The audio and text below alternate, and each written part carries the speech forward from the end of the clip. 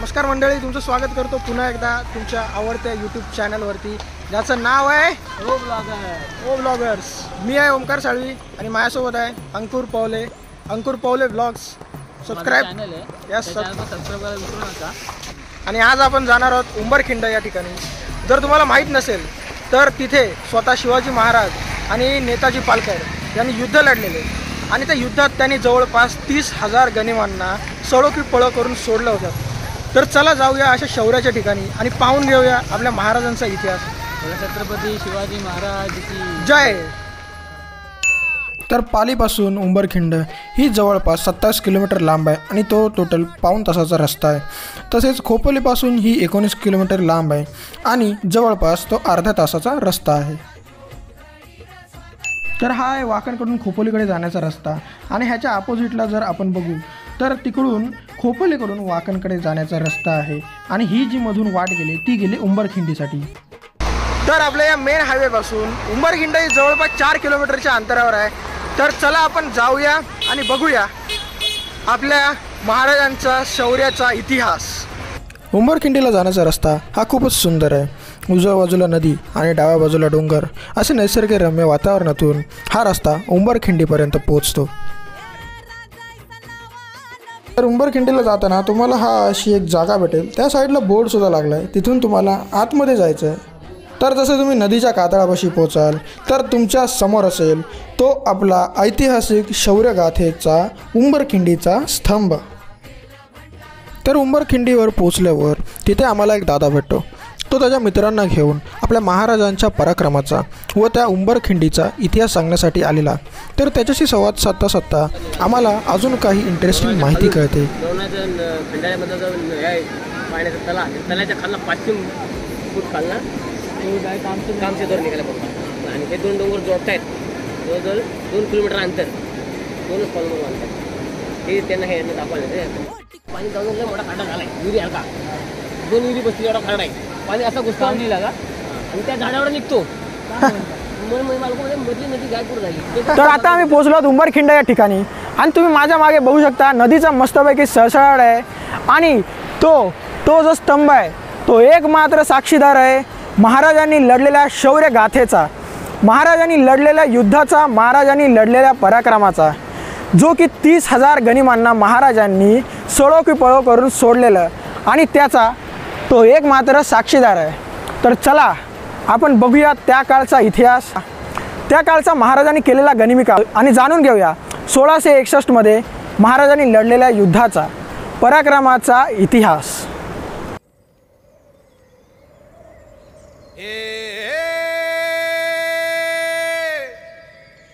मावळ आम्ही वादळ आम्ही अर मरणाचा बी काळ आम्ही रणमस्तांची जात आमची अर भ्या कुणाला धावतो र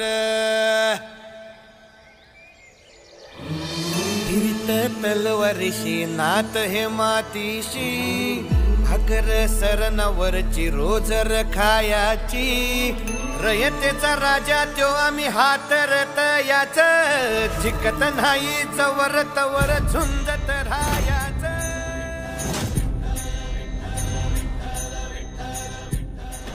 जसं आपल्या शहाजी महाराजांचं ब्रह्मास्त्र होतं गनिमिकावा, जे की त्यांनी महाराजांना शिकवलं होतं, तेच वापरून महाराजांनी 30,000 सैन्यांना सळो की पळो करून सोडलं होतं। आणि जसे महाराज बोलतात की हा सह्याद्री आपला शत्रू नसून तो आपला मित्र आहे। इथला खडक आणि खडक, इथला डोंगर आणि डोंगर, इथला झाडावरची पाने, झाडावरची फुले ही सगळे आपले मित्र आहेत आणि ते सदैव आपली मदत करायला तयार आहेत। पण प्रथम आपल्याला त्यांना मित्र करून घ्यावं लागेल, आपल्याला त्यांना समजावं लागेल।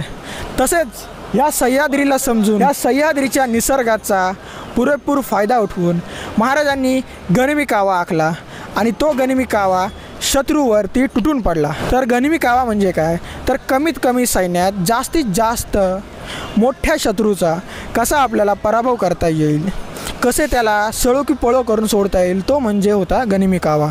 आपण महाराष्ट्रात जन्म घेतलेले खूप भाग्यशाली आहोत. असा जन्म आपल्याला पुन्हा कधी लाभणार नाही, कारण इथे स्वतः शिवाजी महाराजांनी जन्म घेतला होता. आणि एवढेच नाही तर शिवाजी महाराजांनी स्वतःहून या ठिकाणी युद्ध केले होते आणि त्यांचे चरण ह्या आपल्या मायभूमीला लाभले होते. ह्यापेक्षा भाग्याची गोष्ट आपल्यासाठी काय असावी.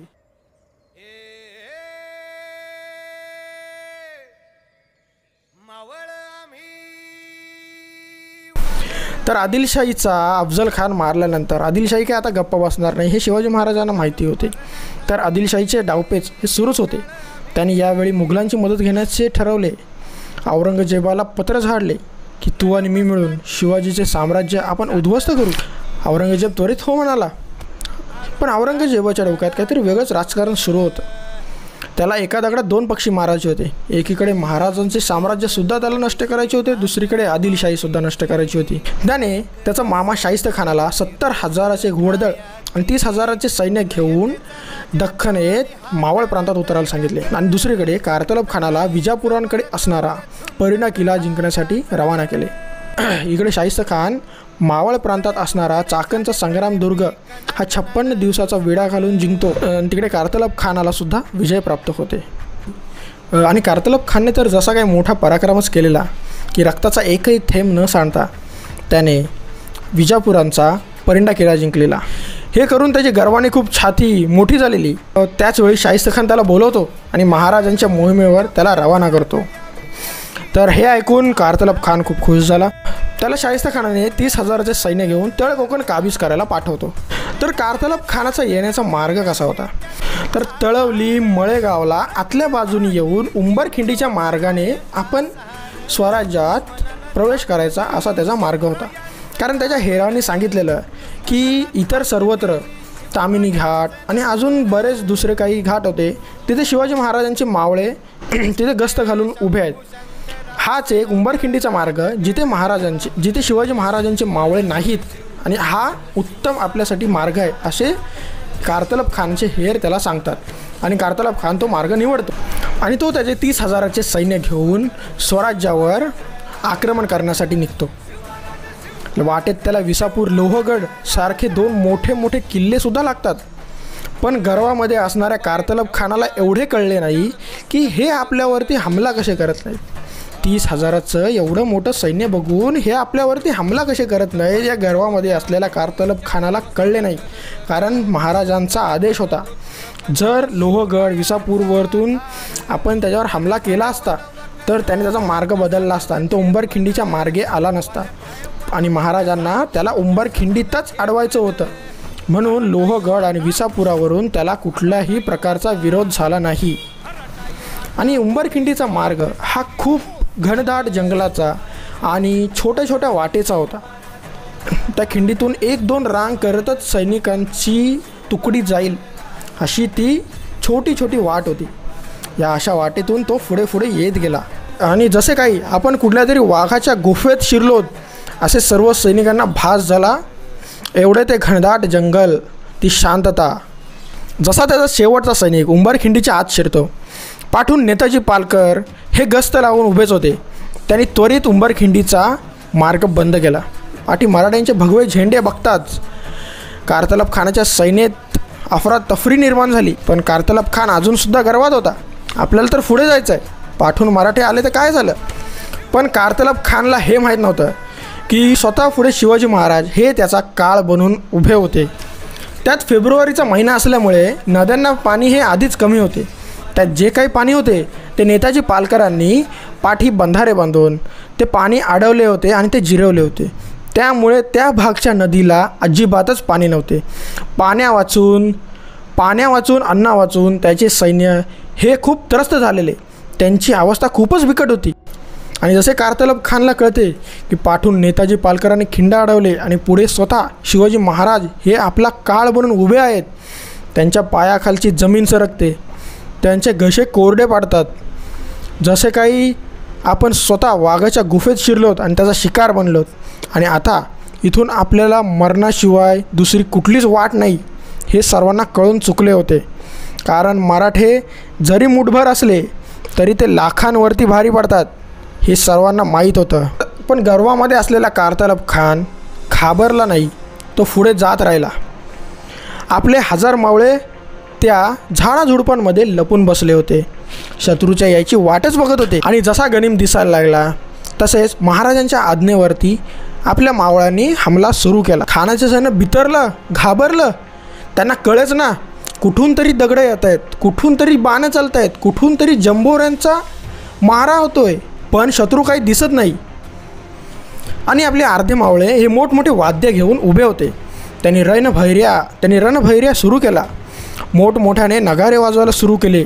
मोठमोठ्याने शिंग आणि तुताऱ्या फुंकायला सुरुवात केली, जेणेकरून अजून भीतीदायक वातावरण निर्माण होईल आणि शत्रू घाबरून पळून जाईल. जवळजवळ 5 तासांचे युद्ध पूर्ण व्हायला आले आणि खानाचे अर्ध्यापेक्षा जास्त सैन्य हे मरून गेले. आणि त्याच्यासोबत असलेली रायबागन ही कळून चुकलेली, इथून आपल्याला आता मृत्यूशिवाय सुटका नाही.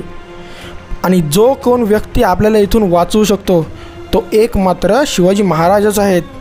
त्यांना आपल्याला शरण गेल्याशिवाय आता इथून पर्याय नाही. तिला माहिती होतं शिवाजी महाराज हे खूप थोर माणूस आहेत.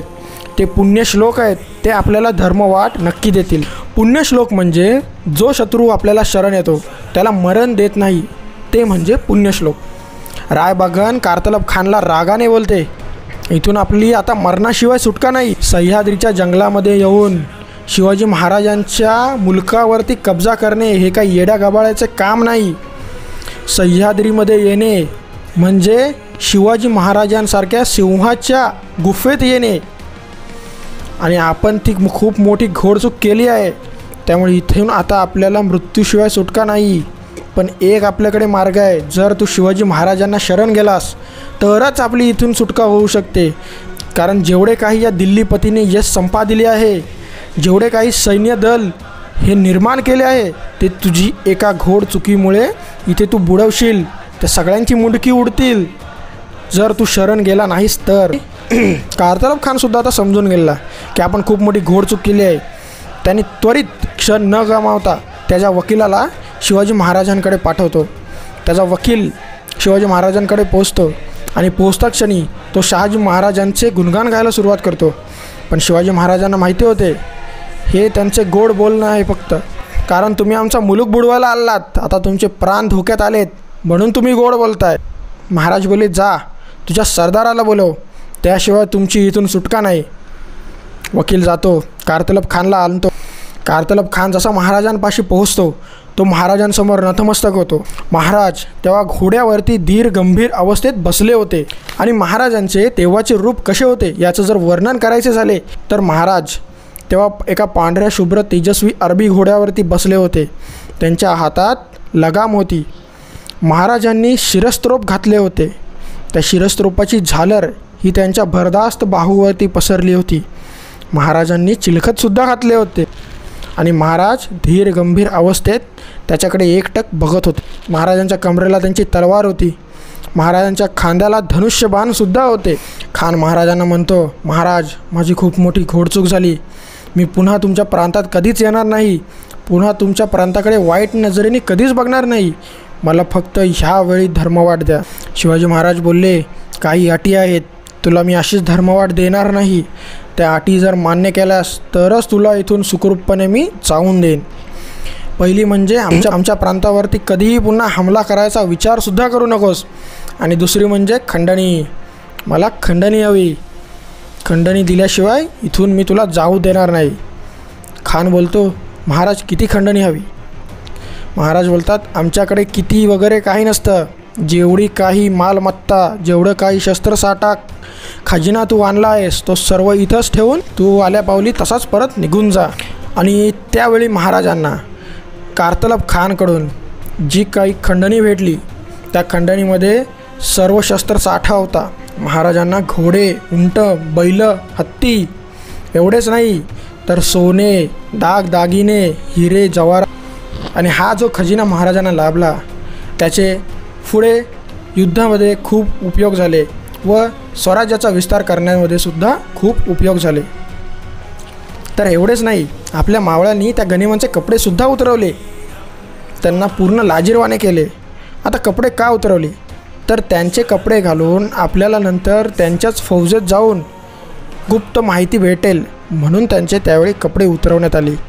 रायबागन तिथे येते. रायबागन येताच महाराजांसमोर नतमस्तक होते. महाराज तिला बोलता, रायबागन उठा. एका मराठी लढवय्या स्त्रीने आमच्यासमोर असे नतमस्तक होणे आमच्या तत्वात बसत नाही. उठा. तुम्हाला आम्ही सावित्री असा खिताब देतो आणि तुमचे आम्ही सन्मान करतो. आणि सन्मानामध्ये महाराजांनी तिला तलवार भेट दिली. महाराज तिला बोलतात, तुम्ही मराठी लढवय्या स्त्री आहात. स्वराज्याच्या बाजूने लढा, शत्रूच्या बाजूने लढू नका. एवढे बोलून महाराज तिला आणि तिच्या सैन्याला माघारी जाण्याचे आदेश देतात. तर असे उंबरखिंडीचे युद्ध पूर्ण झाले. तर अशा प्रकारे आपला आजचा ऐतिहासिक ब्लॉग संपलेला आहे. तर घेतो मी आता रजा. भेटूया पुन्हा एकदा अशाच नवीन एक ऐतिहासिक व्हिडिओमध्ये लवकरच. तोपर्यंत चॅनलला करा लाईक, सबस्क्राईब आणि फॉलो.